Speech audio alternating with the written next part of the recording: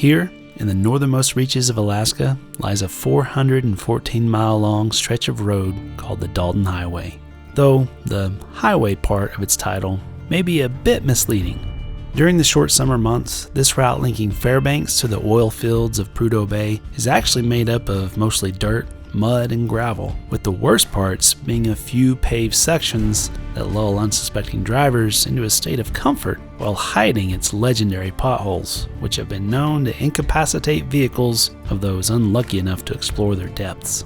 But when winter sets in, the Arctic ups the ante as the surfaces become covered in a glaze of ice and snow, while temperatures can dip below negative 60 degrees Fahrenheit as the sun heads south and simply never rises for 2 months. And even when it does reappear, its few hours of weak light cast from the horizon is only a tease and does little to warm the frozen tundra landscape. And if the weather isn't enough of a challenge, the Brooks Range Mountains stand as a steep, snowy gatekeeper to the North Slope, as massive trucks hauling supplies and equipment for the oil field have to chain up for the crawl to the top of Atigun Pass, with avalanches threatening from above and steep cliffs awaiting below. Simply known as the Haul Road by the brave few who travel it daily, this remote, dangerous route is also one of the most beautiful drives in North America, making it worth the risk to explore as long as you come well prepared.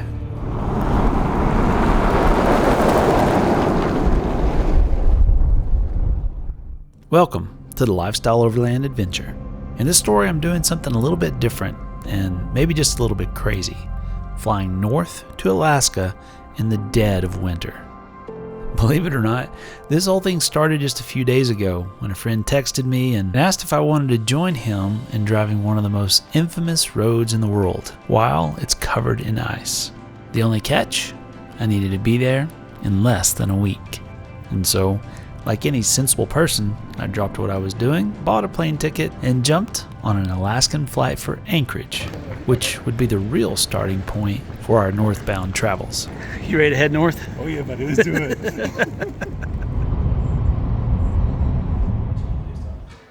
After meeting up with Craig, we stopped by Total Truck, where our ride was being outfitted with a few last-minute mods for the extreme weather we were about to subject it to. You're in the shop, sir. You're in the shop. We also opted to quickly add in a spare fuel can and the flat mount Starlink conversion that I brought with me from Utah in hopes of staying in touch with the girls. I'm really curious to see how this performs this far north and while we're in motion too.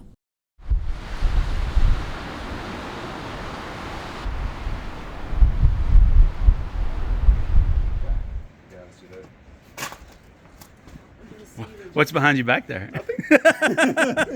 Alaska things? All right, I think we're finishing touches. All right. Now for food. For food. Or Coffee. Snacks, I should say. It's not, yeah, snacks. With Craig's family under the ever-watchful eye of Milo, who is equal parts ferocious bear deterrent and cuddle monster, we loaded up and headed into Anchorage to do some unsupervised grocery shopping. Aside from the epic journey ahead of us, I was also excited to test drive this 2023 Tundra named Kodiak, which is outfitted with an Alu cabin and all the gear for below zero Alaskan adventure, most important of which is a gas-fueled Robusto heater, which we will obviously be relying heavily on. The snowboard? Right. I mean, it is technically warm weather right now. That's true. Did you know that Alaska is one of the highest consumptions of ice cream per capita? Really? Yes. Wow. We got to keep the train going.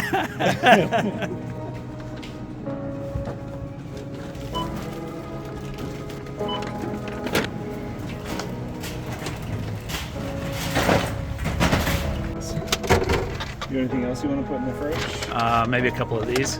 With our cabinets and fridge bursting with tasty drinks and snackage, we were off. Usually these roads would be covered in snow this time of year, but strangely enough, there had been a minor warming over the past few days, so things were almost balmy by Alaskan standards.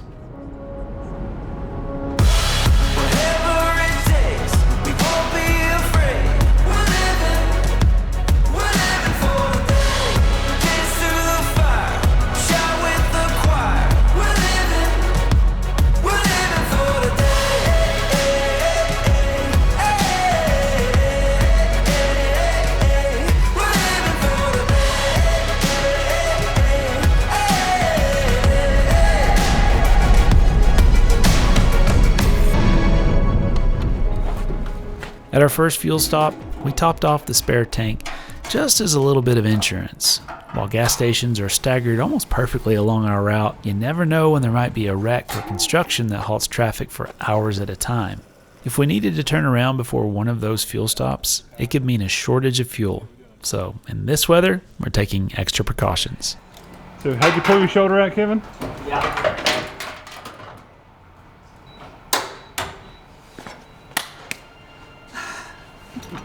Okay, that's our insurance policy. We're in Talkeetna now, just topping off on fuel, so. Hi. You say hi? Hi, Jojo. After topping off the tanks, I gave Starlink a test by video chatting with the girls back home. Surprisingly, even this far north, it looked like it was going to be awesome for staying connected.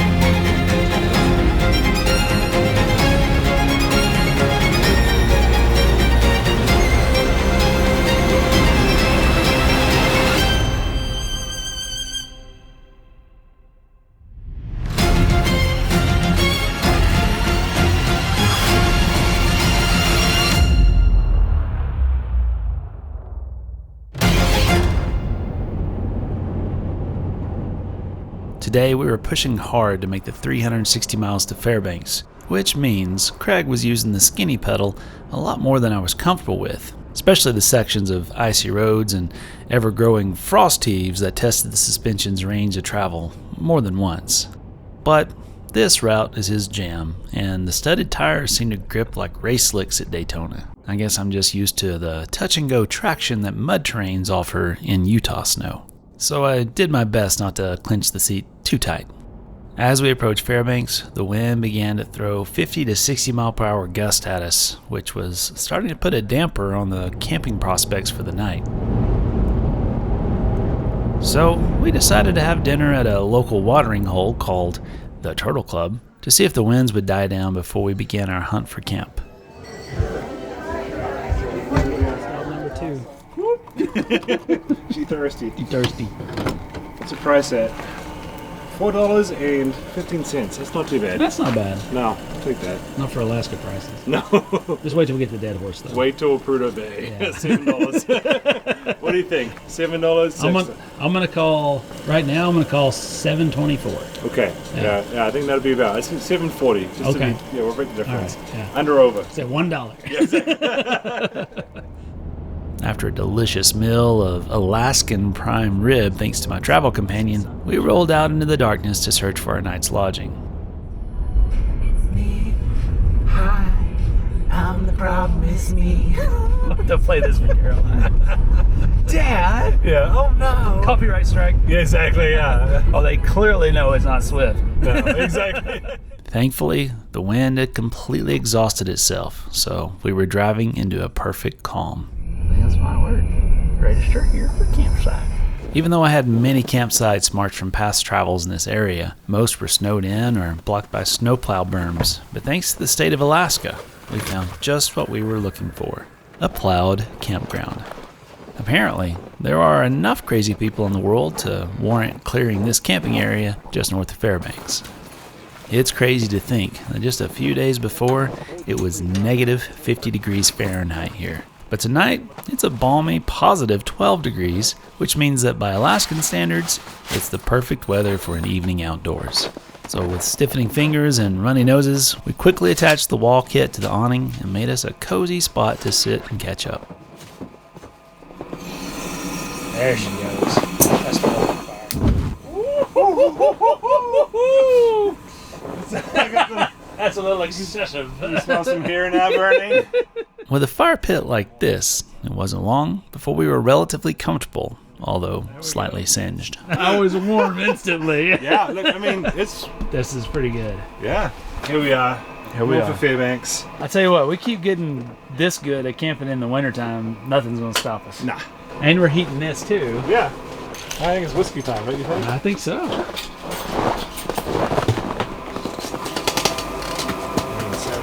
And it's not a drive that you want to be lax.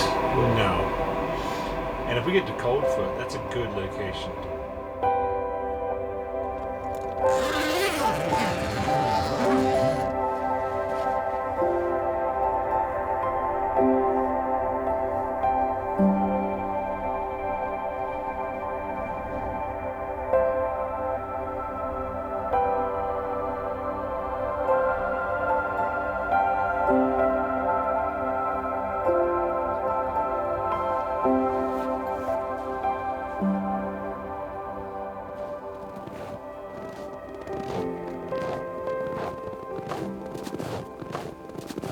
All right, well, howdy, folks, and welcome to Alaska. We put in some miles yesterday from Anchorage to north of Fairbanks, and today is our first day starting out on the Dalton Highway. We've traveled this route before, and it's an incredible, incredible journey to the edge of the Arctic Ocean, but we've never done it in the snow. So my good friend Craig called me up literally not even a week ago and said, hey, what are you doing? So plane tickets were arranged, quick flight up here, and here we are. So ride along with us as we explore one of the northernmost routes in North America in some of the most brutal weather possible.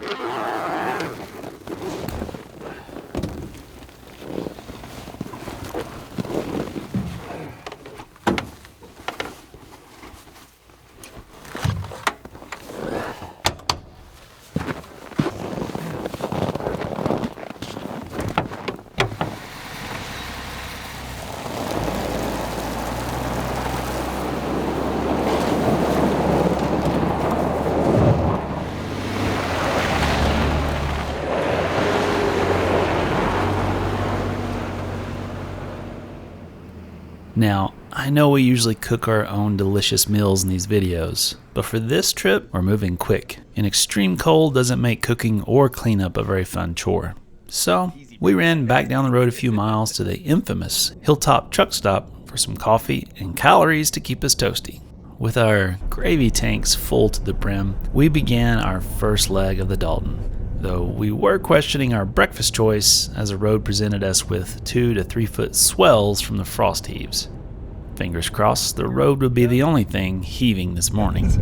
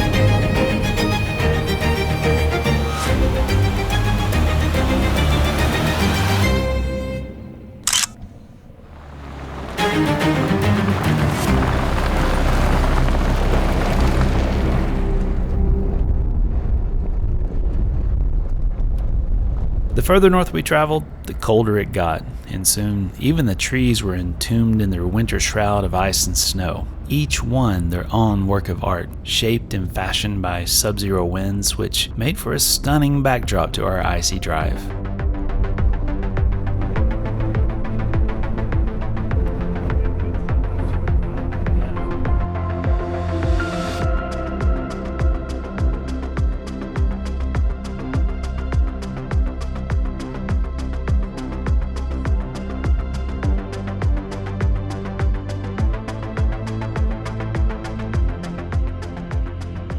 you're going to run the haul road, we highly recommend carrying a CB radio on this route so you can listen into the drivers and stay aware of what's ahead and behind.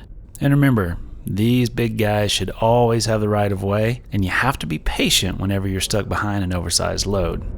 Nice job, STR. Thank you, guys. Appreciate it. Have a Later in this series, you'll see what can happen when someone gets impatient on the Dalton, and we can promise you it rarely ends well.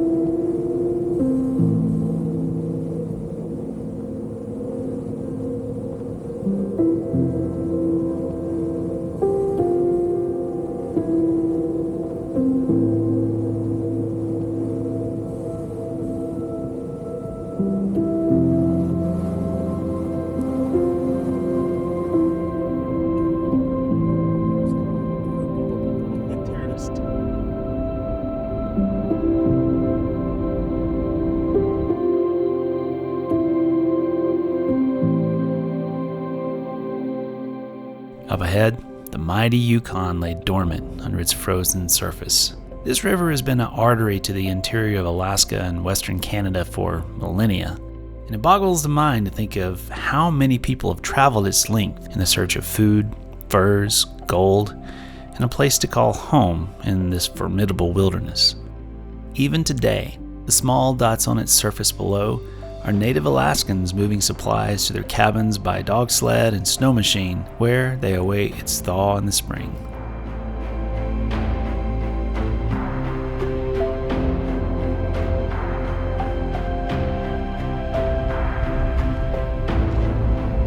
Now, it was time to cross an imaginary line that we've grown a little bit familiar with over the years. All right, now it's getting a little chilly. Arctic Circle number 4, crossing number 4. A little different this time around.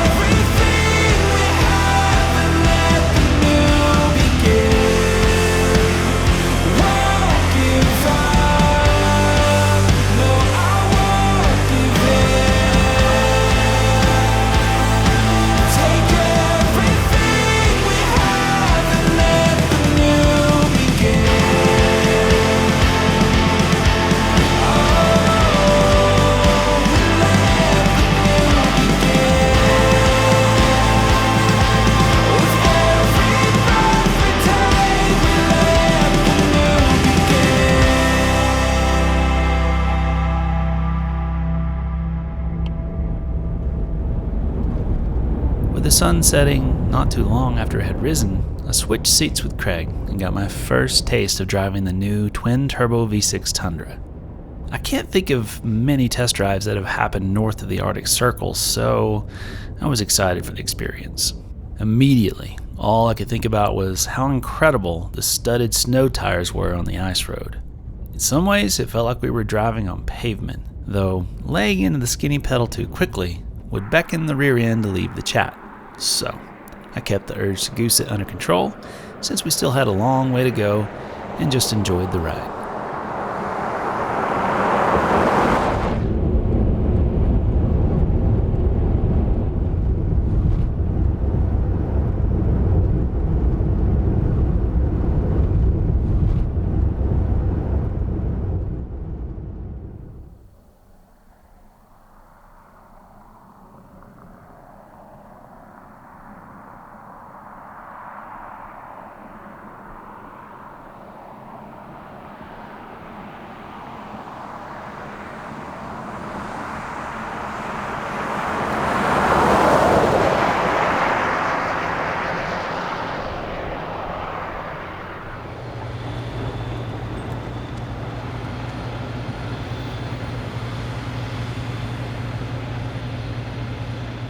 $749. Yeah. All right. That was what, almost summer prices, right, for you?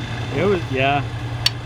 I think we hit 8 something up in Deadhorse. Now, are you supposed to put non-premium in this thing? No. Turbos be mad.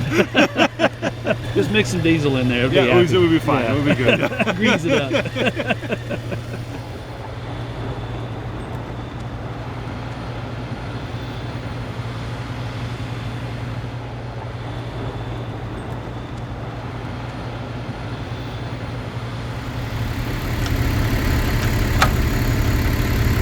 First time putting gas.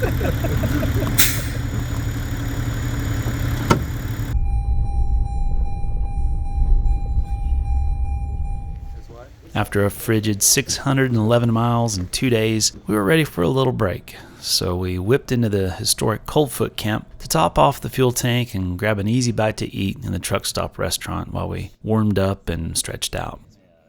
Oh, and there's nothing like having an Alaskan brew as far north as you can legally obtain one. There's just something about being here on an incredible adventure with a good friend that makes it taste even better. Mayonnaise. With the burger. Carbs always helps with. There we go. The portions up here are substantial. They what I call trucker healthy. For the long haul. For the long haul. After another filling meal of healthy proportions to keep us warm, we headed a few miles up the road to Wiseman and tried to find camp for the night. Snow was making this extremely difficult, but we eventually camped at the end of a plowed road that no one seemed to be using this time of year. All right, after a massive dinner at Coldfoot Camp, we've arrived at a makeshift camp near Wiseman. Unfortunately, all of our honey holes are covered in, 2.5, 3 feet Oh yeah. of snow? Plus berms. Plus berms from the snowplows. So we're just making do with what we can find. Thankfully, no one's really used this road in a while. So I think we're good. Straight to bed tonight. We're beat. Craig's beat from driving like Jeff Gordon, and Hey. I'm beat from holding on with my cheeks. So if you're wondering how we're sleeping in this setup, I'm up here in the penthouse, and Mr. 7 foot tall is down there In the basement. in the basement. In the dungeon. Thankfully, it's a long bed, so Yeah, she's nice. Yeah. She was really cozy. I slept really well last night. yeah, Yeah, it's perfect. it sounded like you did. All right, get some sleep, and then final push over the mountain, over Atigun. There's that little snickerdoodle. Oh, look at her. I know. Another tooth? Oh my gosh, Caroline. Yes. Don't be snaggletooth. Hi. Hi. Wow. She won't be able to eat nothing.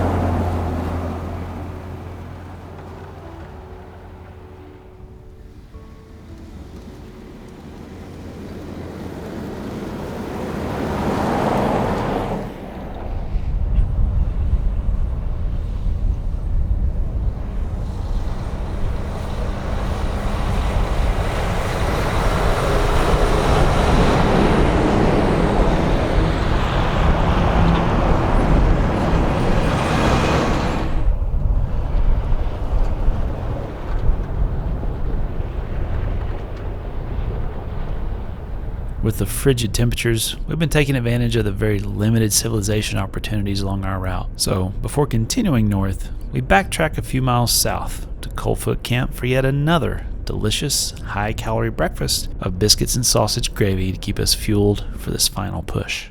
And being a boy from Tennessee, I'm a bit of a connoisseur when it comes to biscuits and gravy, so I can confirm that this dish was a winner. All right, well, we've topped off the biscuit and gravy tanks. And the coffee tanks. And the coffee tanks, thanks to Coldfoot Camp. You know, when it's bad weather like this, cold weather like this, it's nice to know that you can just kind of time your stops and get a hot meal warm inside somewhere rather than just hunkering in the truck and doing a jet boil breakfast. So we're taking advantage of it. You know, usually cooking is a big part of this channel, but not this trip, just consuming. On to Deadhorse. As we turned the truck northbound and watched Coldfoot fade in the rear view, we knew today would be a long one with a lonely stretch of road ahead of us with no services until Deadhorse, 240 miles away. The Arctic landscape, which has already been breathtaking even by Alaskan standards, began to take things to the next level as we rounded the bend to find Sukapak Mountain standing tall in all its glory.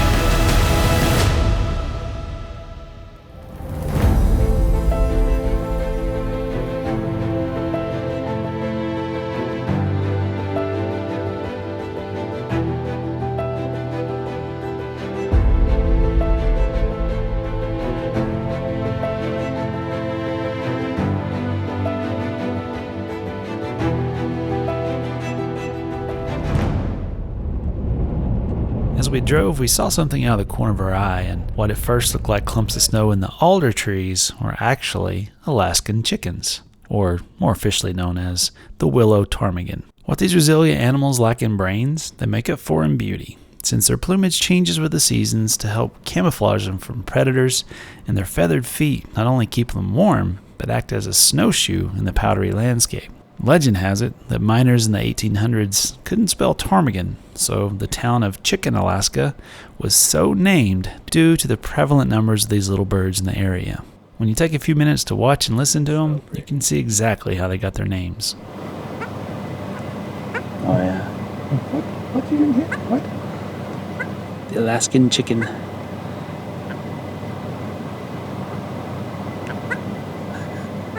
Those feet.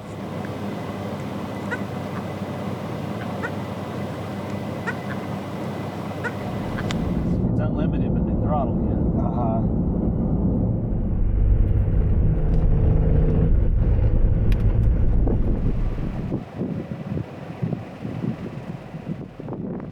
Up ahead, we spotted more movement on the horizon and soon found ourselves in the middle of several small herds of caribou. These caribou are part of the ancient porcupine herd that crossed the Bering Sea land bridge millennia ago and are now currently over 200,000 animals strong. These guys hold the record for the most traveled land mammal in the world, with an annual round trip of over 1,500 miles as they migrate from the birthing grounds on the coast of the Beaufort Sea south to the boreal forests of the Yukon and Northwest Territories of Canada, where they like to spend their slightly warmer winters. Strangely enough, not all caribou make this long journey. Some prefer to stay behind and instead rely on their summer fat and supplemental food source of lichen, which they access by scratching through the snow with their strong hooves. While they may make it look easy on a nice sunny Arctic day like today, it's one of the world's harshest environments here around Atigun Pass, with intense wind, snow, and common negative 60-degree Fahrenheit temperatures in the winter. So it's very impressive that this particular herd decided to stick it out this far north. The native people of this North Country have long admired these impressive animals, and along with them being of cultural significance as a primary source of food, clothing, and even tools, they are also an integral part of their spirituality. After watching these beautiful animals working hard at survival, it's easy to see why they are held in such high esteem, considering how impressive their existence is here above the Arctic Circle.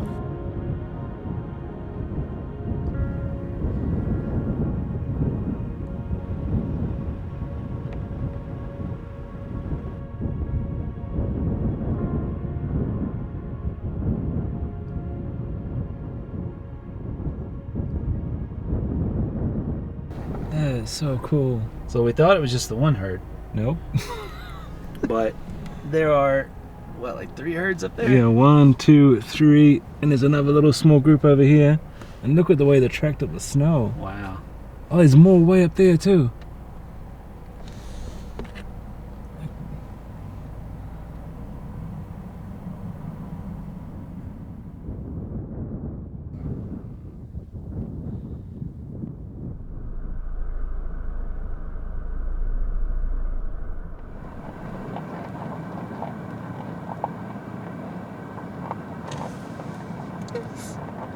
He's tired.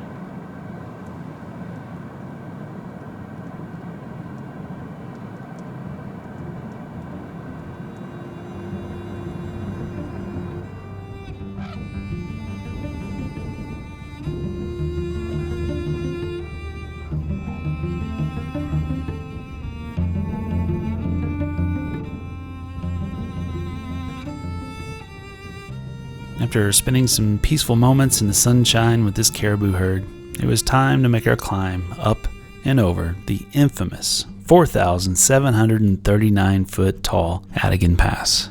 Little did we know what was waiting for us on the other side.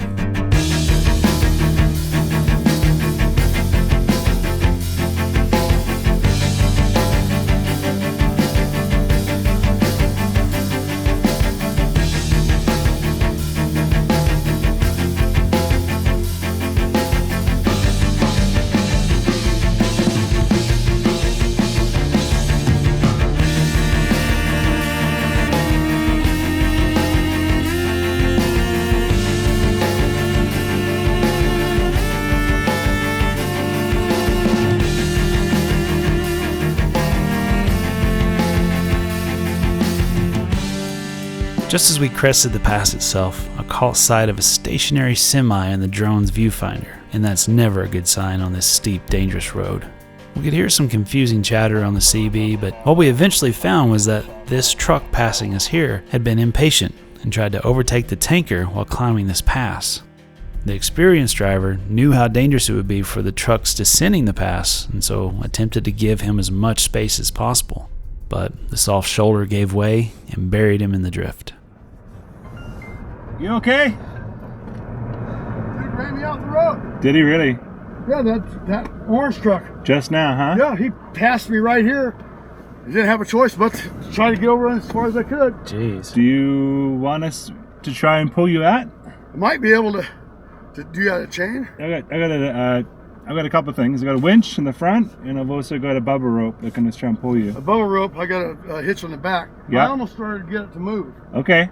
Well, we'll give it a try. Now, to be honest, neither Craig nor myself expected to be much help to this 40,000 pound tanker combo, but we figured it was worth giving it a try. Needless to say, driving this road is dangerous enough, but attempting a recovery with unstoppable semis going both directions definitely upped the risk factor. We were just hoping that we wouldn't have poor timing with two trucks trying to pass here at the same time. For those of you who don't know, this Tundra's tow rating is 12,000 pounds, while this tanker on flat ground would weigh in around 40,000 pounds empty. But this truck is sitting in a drift that will increase that load even more. We're just hoping that the fact we're tugging downhill will help overcome this massive weight difference, but it's truly a David versus Goliath scenario. I think we're at the max extent of what that Bubba Rope's design. Even downhill. But downhill's the advantage. Is he empty? He's empty. Okay. It may snap. It's a good story. Yeah. For the content. Here he comes.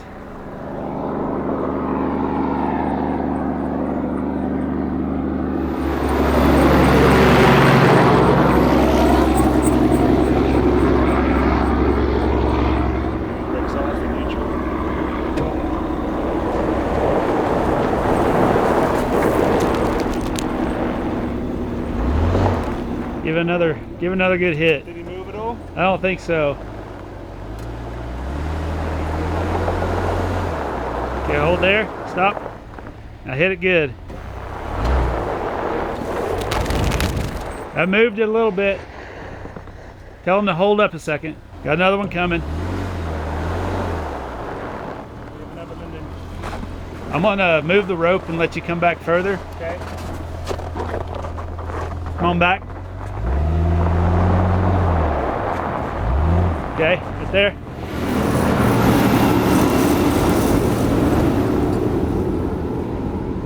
Go.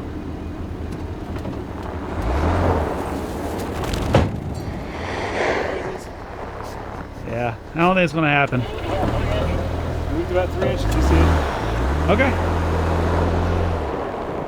Hit it. Keep doing this. Ready again?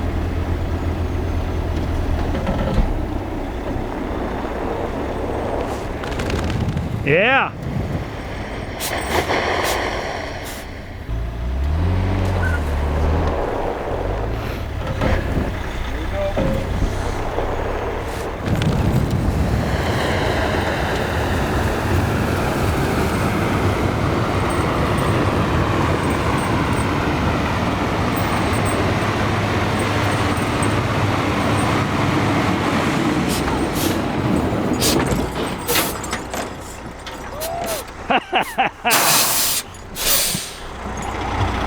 Not too bad. Not too bad.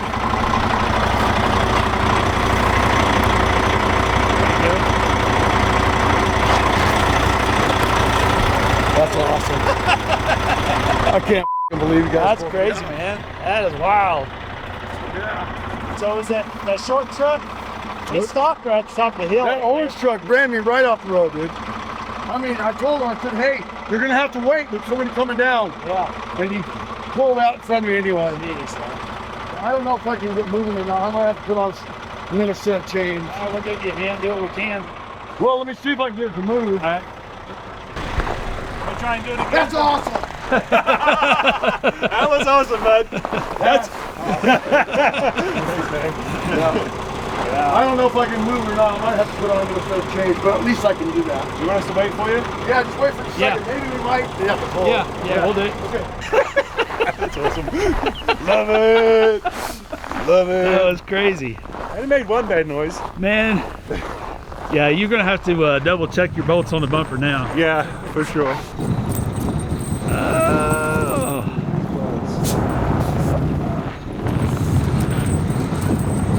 Oh yeah. Get it, get it.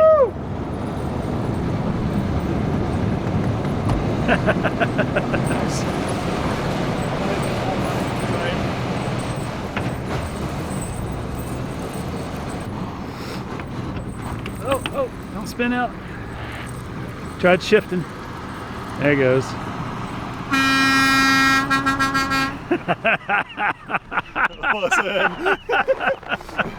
I can't believe you pulled him out, honestly. I was like, this bumper's coming off. Oh, wow. Well, that's a first. Nice to meet you, man. Safe travels, bud. Yeah. Now what? I don't know.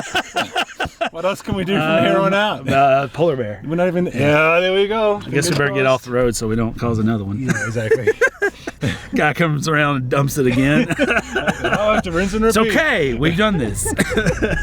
Atigun Pass. You always give us memories. Wow.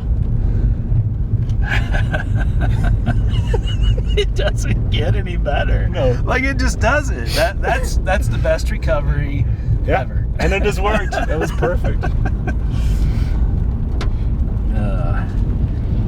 I do smell toasty bits. I think it was brakes. Is what I smelled. I smell toasty bits. Toasty bits. Toyota, we're putting your Tundra to the test. Yes, for sure. And Bubba Ropes, we will take you. Jeez, Atigun tested. Yeah. I can't believe we got that. I was like, come on. We can try it.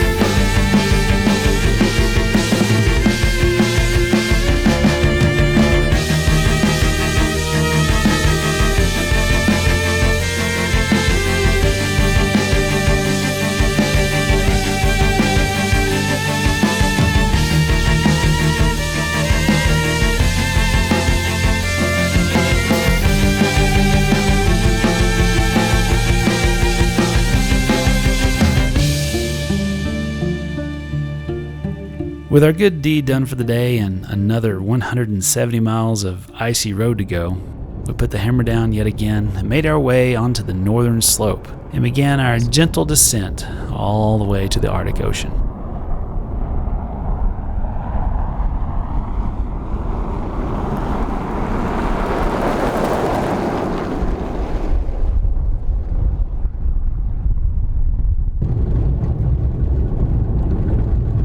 All right, well, we've cleared Atigun Pass. We're on the north slope, headed to Prudhoe Bay. And a lot of you might be wondering, especially in some of these shots, where's all the snow? Well, technically, the northern slope is a desert, and it gets very little precipitation throughout the year. So we're actually probably above average right now, just from what Craig was saying for this area. So it's gorgeous. It's beautiful. And we've got a huge load in front of us.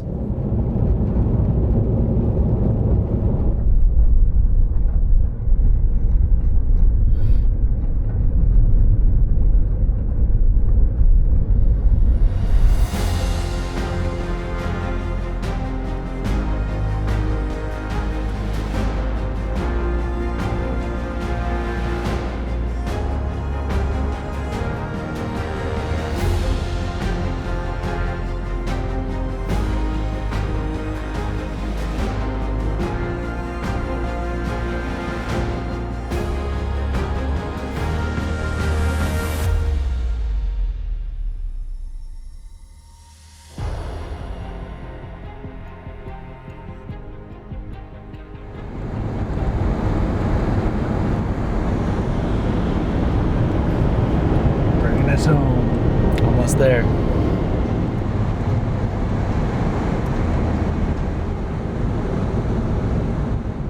After another 4 hours of driving, we arrived in Deadhorse and made our way along the rows of laydown yards with equipment being staged for its roles in the oil field activities along the coast. This is a busy time for this area since companies like to take advantage of the frozen tundra to move heavy infrastructure to where they're drilling or improving the pipeline system.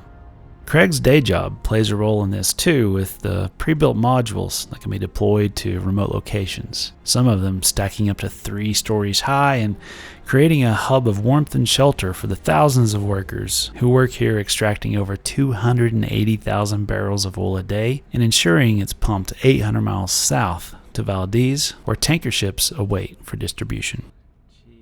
With our stomachs growling and our legs aching for a good stretch, we were more than ready for a break. But first, there was one thing we had to do. Drive to the guard shack where the public road ends and the private access begins for the oil field. Now, during the summer months, you can arrange for a tour further north and dip your toes or entire bodies into the Arctic Ocean, but sadly, you can't drive your own vehicle past this point.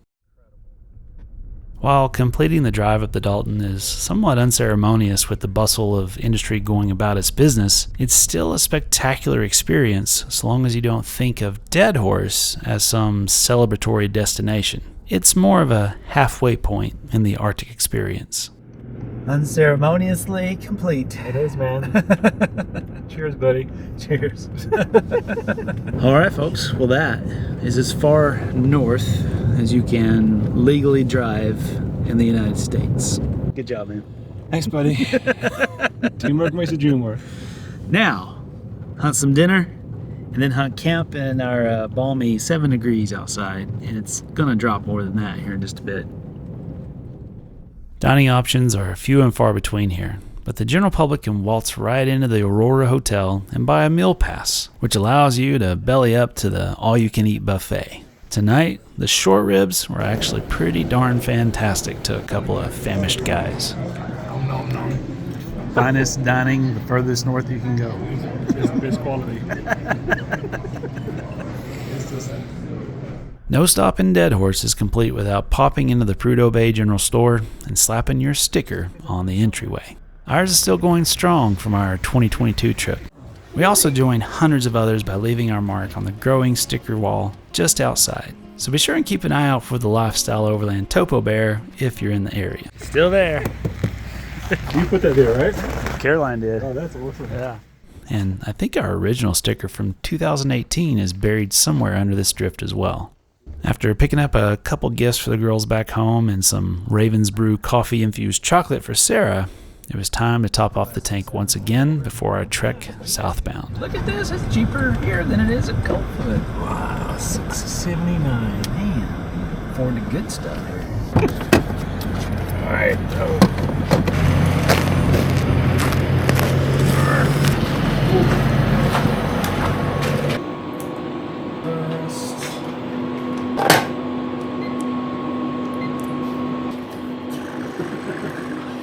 These are Starlink if you like. Yeah, exactly.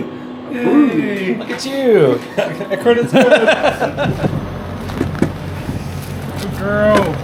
It's good. You gotta drop one of those under it all the time. Yeah. Just taming. It's not the youngest pump in the world. Drips a little bit now at the end. Yeah, must be in his 40s. Yeah, exactly. Oh, wow. Double safety. Exactly. It's not bad. Not bad at all. It's like they make it here or something. Truck it that way. And truck it this way. They do, don't they? Yeah. Which is just wild. I think they make it. It goes all the way down to Washington. Yeah. The refineries Refine there and then back up. Makes sense. 55.60. While we were surprised that fuel prices here were far more affordable than Coldfoot, it wasn't nearly as surprising as what rolled into the station just as we were finishing up.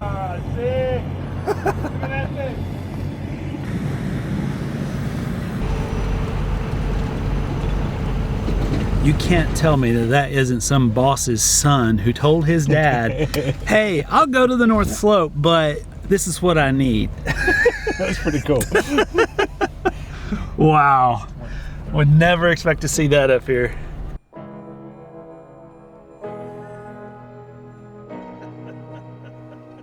With our Deadhorse experience complete, it was time for the biggest challenge of the day, finding an accessible camp. While I have many waypoints marked from past travels on this road, almost all of them were covered in deep snow. But we eventually found a plowed area far enough from the road that we wouldn't have to hear the trucks passing by all night. All right, well, the Dalton is done one direction, and to celebrate, we've got ice cream. Oh gosh, that's cold. That's really cold. Just a few miles south of Deadhorse, and it was a little bit chilly last night. All of our typical camping spots are covered in snow, so we're having to find areas that have been plowed for various purposes. It looks like they scraped this area off looking for gravel for some of their projects. So the truck back here behind us was running all night long. There's a loader down there, but we were mostly off the highway and really toasty thanks to that Webasto heater in there. Kind of surreal being up here in the winter, camping out in the Arctic, you know, just doing our thing. Oh, Sleep good? Sleep good. Yeah, stay nice and toasty in there. It's nice and toasty. Got cold at one point, cranked the heat up. I'm like, all right, now I'm good. Yeah. But it got cold last night. I don't know what it got down to, but I'd say probably -4 or so, something like that. I'd say so. It was 6 when we went to bed. So. Yeah, it would have dropped down to that. Got a nice little gentle snow. I don't know if it's snow or if it's just the air is freezing. It's like frost particles more than anything. I'm thinking we try and push the Yukon. Okay. Yeah, coffee, Yukon, gas. Let's do some miles. Let's do it. Let's head south. Rock and Let's roll. migrate south. In this cold, even the simple tasks become a challenge. For starters, the onboard water tank and pump had to be drained and winterized for this trip, so we've had to keep the Webasto heater running around the clock to keep the cabin warm enough for our drinking water to remain in a fluid state. Our jet boil fuel can, which was stored in the cabinets, was actually a bit stubborn to get lit, and even when it did finally fire off, the flame looked like it was shivering in the below zero temps. Today, we're whipping up some of our very own Topo Brew Sunrise coffee before the long haul. Then, our hearts skipped a beat when our grinder's internal gears separated from the body, rendering it almost useless. Well, I think we might have had one of our first failures of this trip. Our coffee grinder is having some issues. This whole body is spinning inside.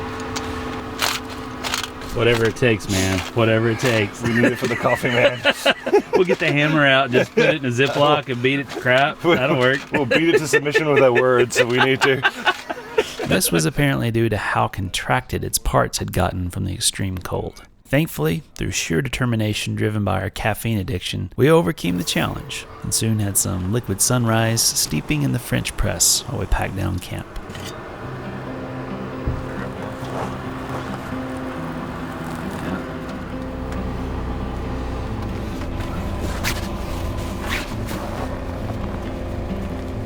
Nice.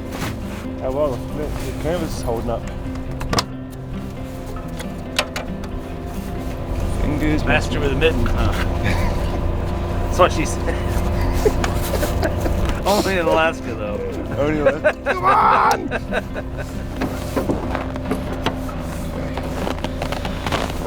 Here we go. All right, let's fly south.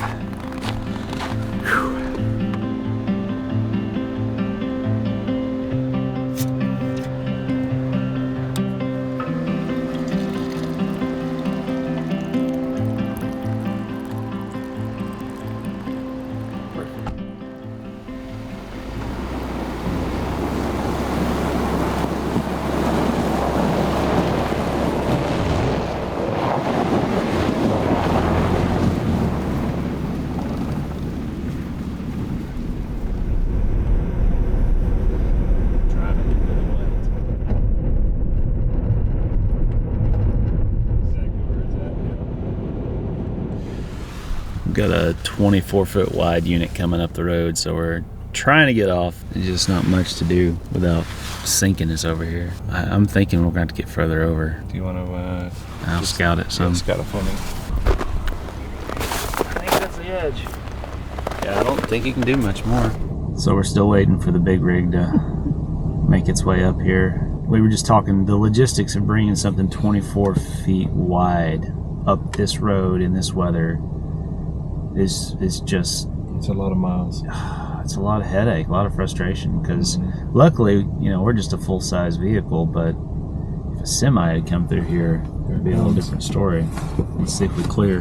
One thing you'll find if you ever drive the Dalton is that you'll have a shared experience with a handful of folks who start the journey on the same day. We've been leapfrogging this truck for 3 days now as they've made their slow crawl up the 414-mile icy road. What's crazy is that the 2 trucks behind this were designed to push it up the steep passes, and that's why they're loaded with weights to help with the traction.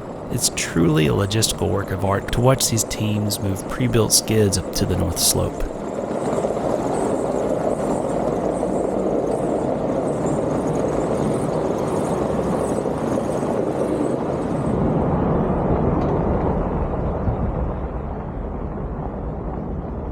Just a few miles down the road, we spotted what I'd been looking for in the distance, a herd of muskox, which make their home along this stretch of the Dalton. We've had some incredible encounters with these survivors of the Ice Age, but up until today, we'd only seen them in the summer, as they frantically munched away at the foliage to build up winter reserves of fat. This time, their attitude was much more laid back here in the winter, as they slowed their pace to conserve energy. While these otherworldly beasts are native to the Arctic landscape, in the late 1800s, they had been hunted to extinction here in Alaska. But thankfully, reintroduction and conservation efforts that started in the 1930s have returned their numbers to around 5,300 animals statewide.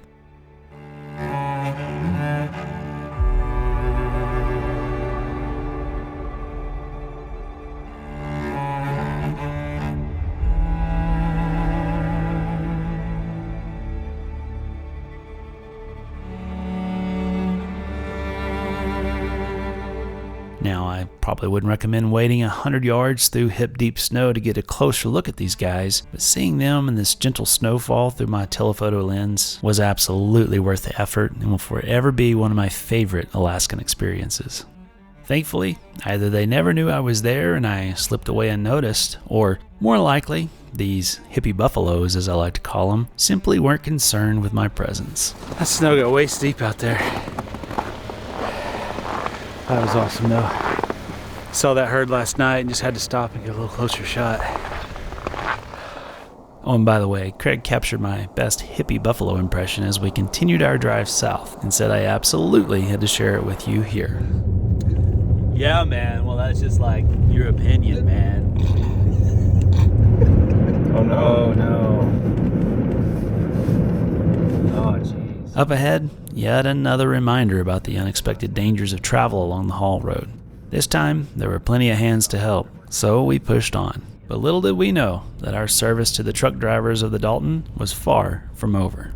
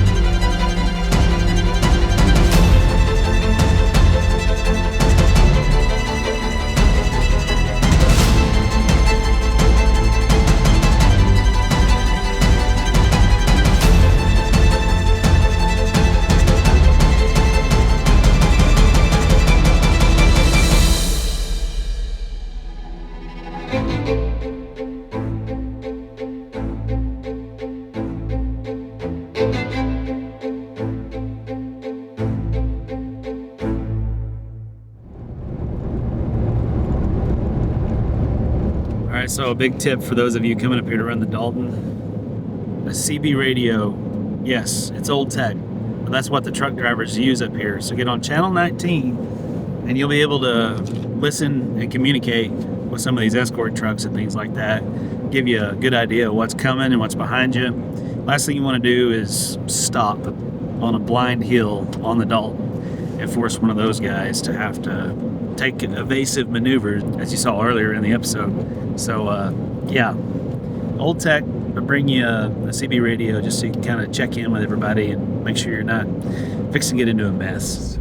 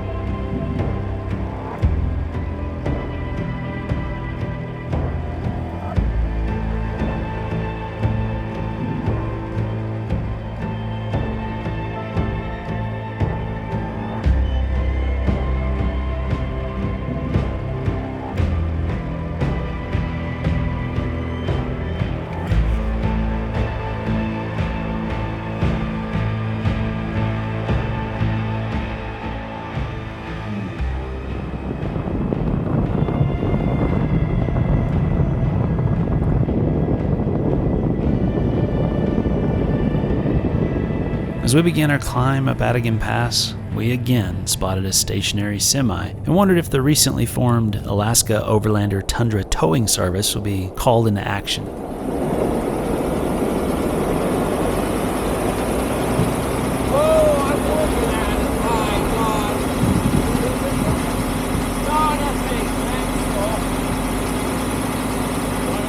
Turns out, this driver realized that more chains would be needed today, and he had quickly whipped off the side of the road to add more steel to the wheels. With a cheerful and colorful exchange and conversation with this veteran of the haul road, we began our own ascent, with the traction control chirping just a bit as we lurched onward.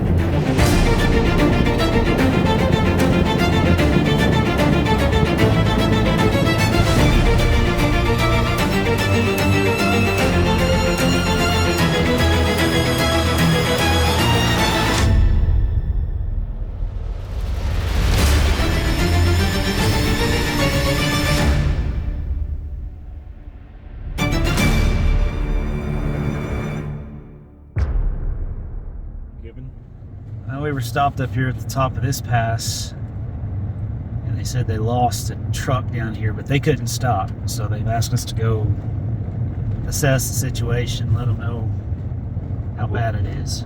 Very steep through here. Camera can't tell. There he is. Yeah, I've been really, really slick. He's just trying really hard. Yeah, he doesn't have any.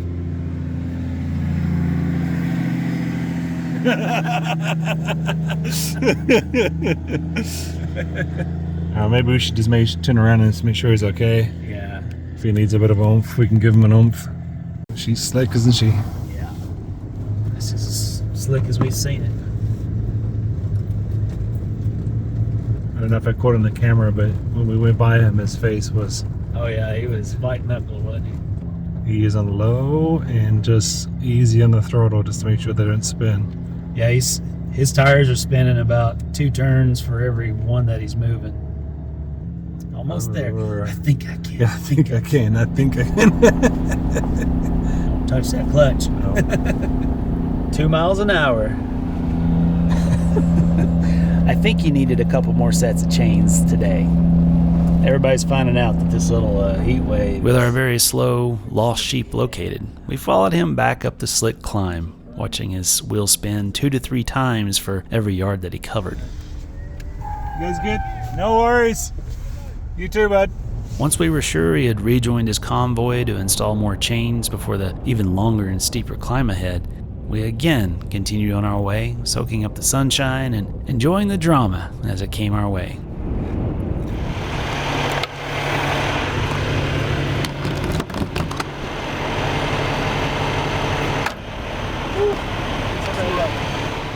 After 240 miles, we again stopped at Coldfoot Camp for some priceless fuel and one of the biggest, most delicious hamburgers in the Arctic, before pushing on another 100 miles to a campground near the Yukon River, which we hoped would be accessible.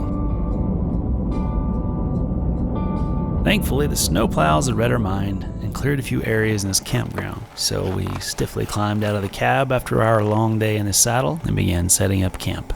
Now, to be honest, this campground is really nothing special to look at in the summer, but it still carries fond memories from our first trip north back in 2018, since it's where Caroline learned to cast her first fishing rod in a few muddy puddles. Boom! It's also the place where we got to witness the rescue of a feral dog by one awesome guy who had been gaining its trust over the course of months. Thanks to social media, I got to stay in touch with this dog's rescuer, and it went on to become an awesome companion to the folks who adopted it. While we rarely camp in the same place twice, it felt a little bit like a homecoming to return to this spot and see it blanketed in snow and good vibes from the past. Good day driving, man. That was awesome effort. A lot of miles you did. That's what I did. I know. It always amazes me. I'm at home in that seat. Yeah, you are. But cheers. Cheers. We made it above and below the circle. There you go.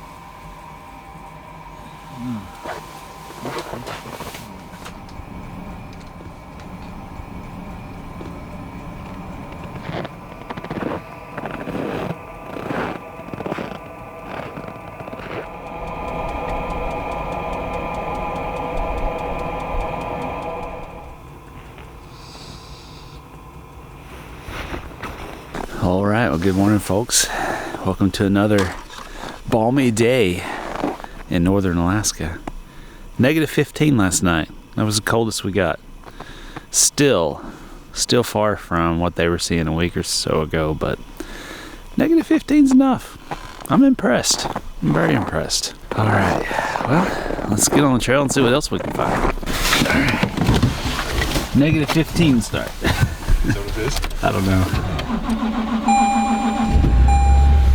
She wasn't happy. She was not decided. happy.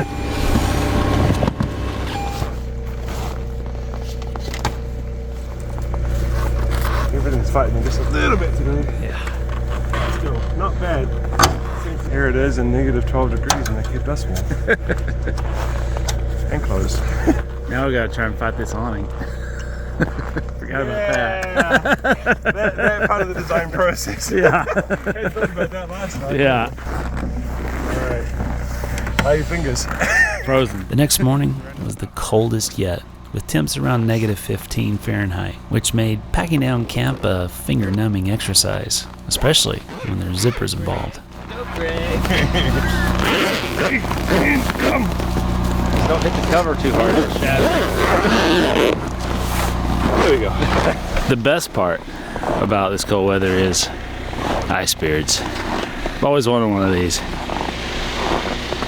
Alright, let's get out of here. Let's get inside and warm up. Woo!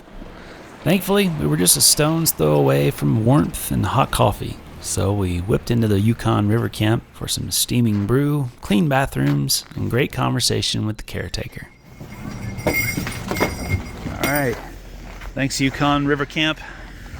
Got us some hot beverages without having to huddle in the back of the truck and make it.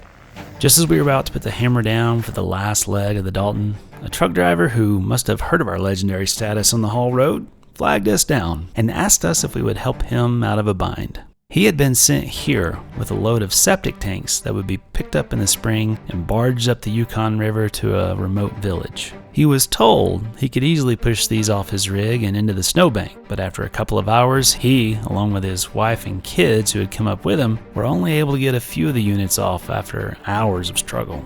Now, since Craig and I are both married men, we knew the look in his eyes, and it was a cry for help to avoid divorce. So, thinking this would be another quick good deed, we agreed to help him slide these tanks off and hopefully mend things with the missus. What we quickly found was that these units probably weighed close to 1,000 pounds each, and while they would slide easily on the ice and snow, there were steel pieces in the trailer that would keep them from moving more than a few inches at a time before getting bound up. After giving it our best effort to move them by hand, it was clear that we had hours of work ahead at our current rate. So, being overlanders, the winch was brought into service to speed the process up and hopefully save our backs.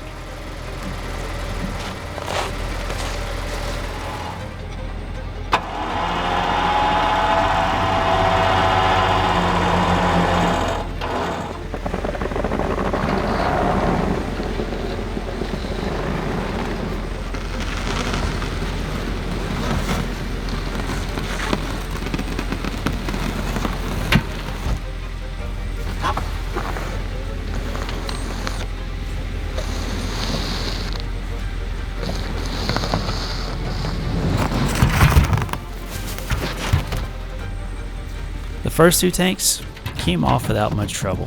so with a successful process figured out, we reset and went for the remaining 4. By grabbing them all at once, our hopes was to avoid the top 2 from flipping off the platform and possibly shattering in the cold, but the trailer had decided to work against us and was not letting the tanks loose. I began backing away since I could hear the winch starting to groan as tension got tighter and tighter. Then the inevitable happened. The makeshift set of straps we were using as a winch extension broke, sending the whole tangle into the side of the tank.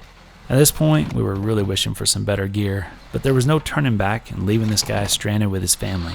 So we re-rigged and used every inch of the winch line possible.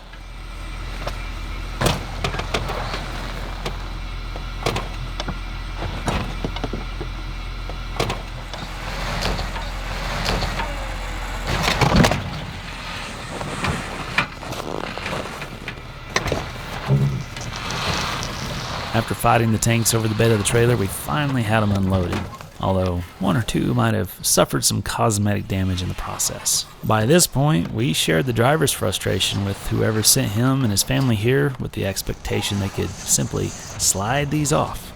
But at least it was done now, and they could sort out the aftermath with a bit of touch-up and ABS plastic welding.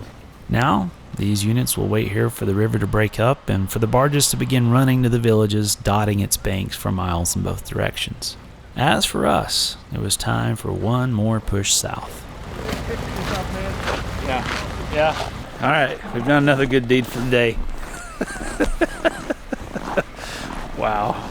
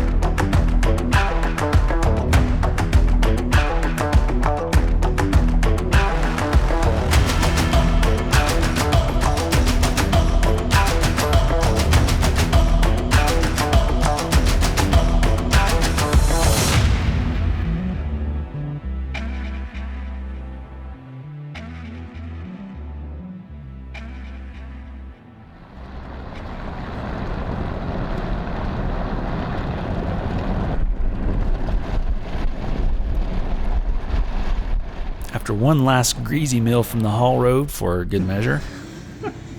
Keeping it easy. Keeping the wheels turning, right? We figured we were due a reward for our hard work, sore back, and stiff extremities. So we made a left just before Fairbanks to head for a hot spot with the locals. But not before yet another recovery along the way, as this poor guy slipped off his own driveway right in front of us.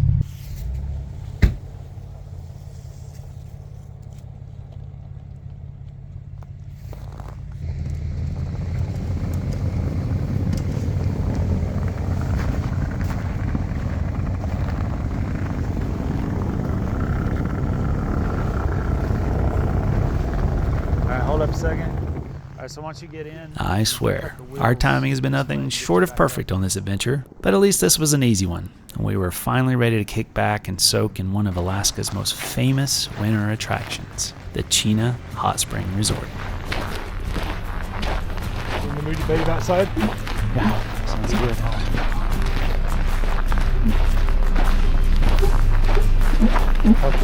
We're good on our good deeds.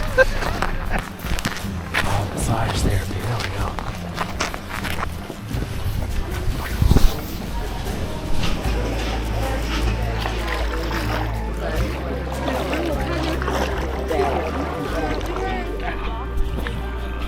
It's a nice adjustment right there from this morning. And then the further deeper you go, the hotter it gets. It's down to towards the source. That's awesome, man. Can't even see through it. What do you think? That's the word. A little warmer than the Dalton was. It has to be like water's not frozen. Yeah. Water's stiff. The northern lights are kicking off overhead. It's really faint, but it's pretty good for this early in the night. I don't know if you can see it, but just sort of some streaks right there. Checking off the Alaska bingo card. Honestly, I can't think of a better way to celebrate our hard-fought adventure on the haul road, especially when you top it off with some tasty halibut and steak from the Lodge restaurant. Thank you, Craig, for that last-minute call to join you on this once-in-a-lifetime winter expedition on one of the most infamous roads in the world. Our Arctic adventure was truly one for the books, and I honestly couldn't have asked for a better traveling companion for the journey. If you've never experienced the Dalton Highway in Alaska, then we highly recommend giving Craig and Brooke a call over at Alaska Overlander to book one of their rental rigs and see this gem of the last frontier firsthand. Oh, and we wouldn't blame you if you went in the summer months. Thanks for riding along, and until next time, remember to stay curious and leave it better than you found it.